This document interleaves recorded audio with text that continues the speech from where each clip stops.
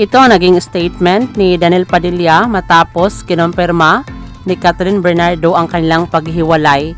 Sa mundo, buhay at sa limitadong oras na tayo ay nandito, isang malaking biyaya ang pagmamahal, ang mahalin ka at mahalin mo ako. Ang mga alaala natin ay laging kung baon sa aking puso at maging liwanag sa madidilim kong araw. Thank you for dancing with me during my highs and thank you for singing with me during my lows. Our lives may drift away, but our life will still ride that tide. Kat Niels, maraming salamat sa pagmamahal ninyo. Maraming salamat sa napakagandang pinagsamahan natin.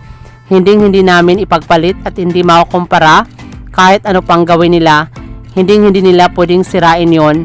This is beyond show business. Pamilya kayo at mga kaibigan. Maging mahirap pero kailangan natin yakapin ang kinabukasan. I pray for us to grow and heal. Bal, ang pagmamahal ko sa iyo ay walang hanggan at walang katapusan.